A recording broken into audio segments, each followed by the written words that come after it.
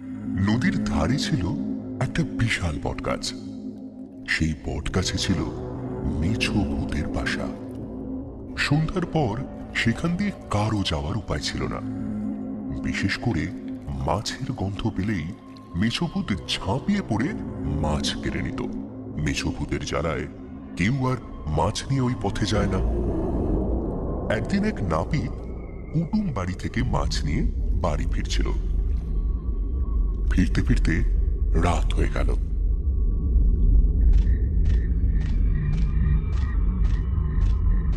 ওহ, এত তাড়াতাড়ি যাচ্ছি, তারপরেও রাস্তা যেন আর শেষই হচ্ছে না। রাতও হয়ে গেল। ভেবেছিলাম দিনের আলো থাকতে থাকতে নদীর ধার দিয়ে ওই বট গাছটা পেরিয়ে যাব, কিন্তু তা তো আর হলোই না। সঙ্গে এই মাছগুলোও আছে। মেচোভূত ঠিক টের পেয়ে যাবে। না, একটা কাজ করি, এই মাছগুলোকে জামার ভিতরে ঢুকিয়ে নি। এই এই তো এবার এবার ঠিক আছে। নাপিত মাছগুলোকে জামার মধ্যে ভরে নিয়ে হেঁটে চলল।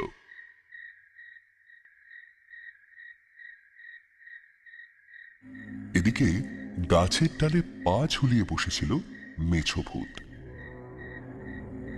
হাওয়ায় মাছের গন্ধ ভেসে আসতেই উঁকি মেরে সে দেখে একজন মানুষ এদিকে হেঁটে আসছে।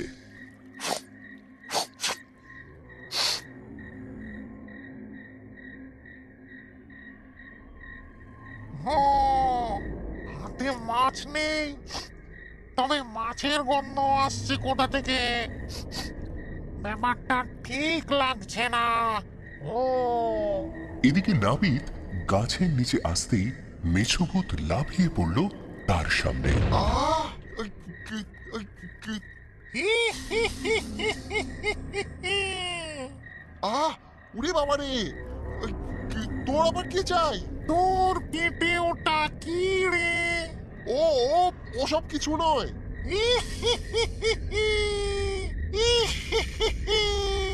পেটে মাছ লুকিয়ে রেখে মিথ্যা বলা হচ্ছে। আরে আরে আরে, একই একই একই, আরে আরে একই। নাপিতও কম যায় না, সেও জড়িয়ে ধরল মেছোর কোমর। দুজনে সে কি জড়াজড়ি আর ঝাপটা ঝাপটি। দে দে মাছগুলো, দে এ দে। আহ আহ উড়ে বাবা রে! কিছুক্ষণ পরেই নাপিতের জামার ভেতর থেকে মাছগুলো পড়ে গেল।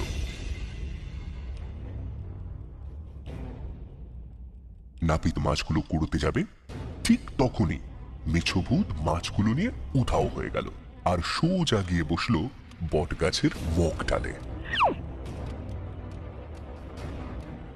হায় রে, আমার সব কটা মাছ নিয়ে চলে গেল। আমি কত শখ করে বাজার থেকে কিনে এনেছিলাম খাবো বলে, আর শেষে কিনা মেচো ভূত নিয়ে চলে গেল। তবে আমিও কিন্তু মেচোকে ছাড়বো না। ওকে এমন জব্দ করব যে কোনোদিনও কারোর মাছ খাবার নাম পর্যন্ত নেবে না।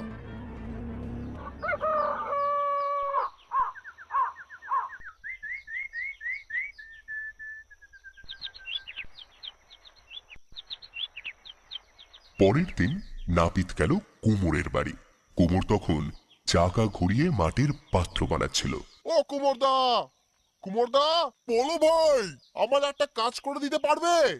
কি কাজ? আরে, একটা বড় মাটির মাছ বানিয়ে দিতে হবে, তারপর সেটাকে পুড়িয়ে শক্ত করে দিতে হবে ভাই। ও, এই কাজ? ঠিক আছে, আর এমন কি, কালকেই হয়ে যাবে। বিকালে থলি ভর্তি মাছের আঁশ নিয়ে নাপিত গেল কুমোরের বাড়ি। তারপর সেই আঁশগুলো ভালো করে মাছের ওপর লাগিয়ে দিল। এরপর মাছটা ব্যাগের মধ্যে ভরে নদীর দিকে হেঁটে চলল। নদীর ধারে যেতেই মেছো ভূত তাকে দেখতে পেল। মস্ত বড় ব্যাগ নিয়ে নাপিত আসছে, আর মাছের লেজটা কিছুটা বাইরে বেরিয়ে আছে। নাপিত কাছাকাছি আসতেই মেছো ভূত তার সামনে লাফিয়ে পড়ল। দে দে মাছটা দে। ও কি দেবে যেতে। ওরে বাবা রে, পালা পালা।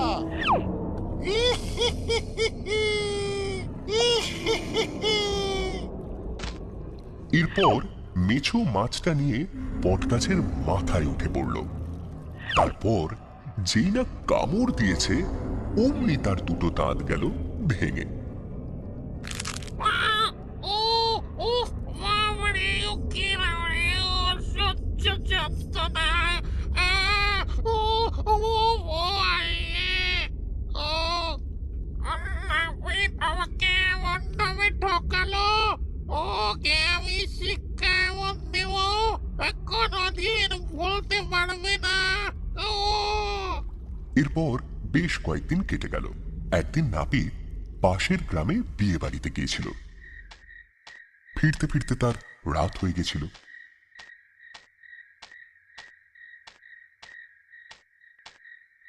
এরপর যেই না ওই বটগাছের নিচে এসেছে অমনি মেছো ভূত লাফিয়ে তার সামনে পড়ল। তারপর নাপিতের গলা চেপে ধরল।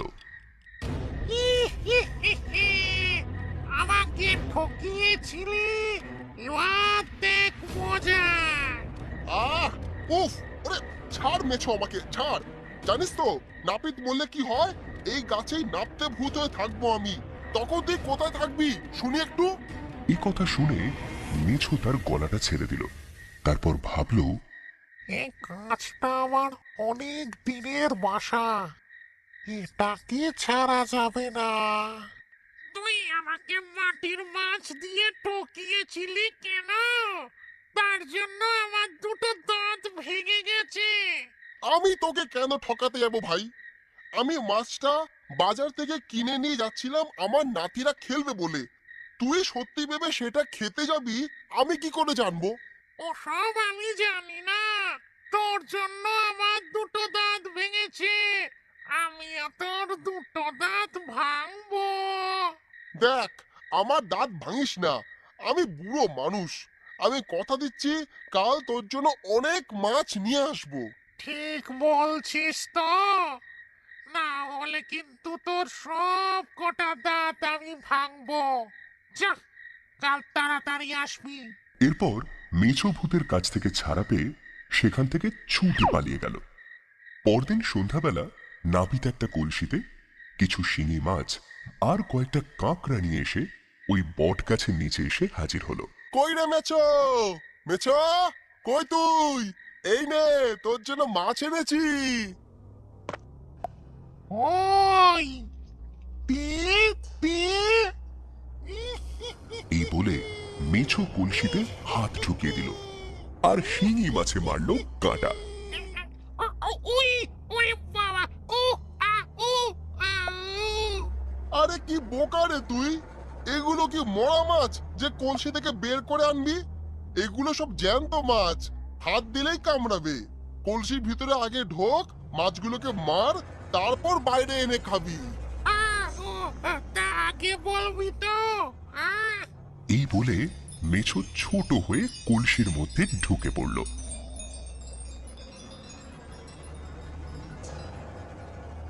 তারপর নাপিত ঝপ করে গামছা দিয়ে কলসির মুখ বন্ধ করে দিল। মেছো ভেতরে ঢুকে শিঙি মাছ আর কাঁকড়ার কাঁটা খেতে লাগলো। যন্ত্রণার জ্বালায় সে বাইরে আসতে গিয়ে দেখে কলসির মুখ বন্ধ।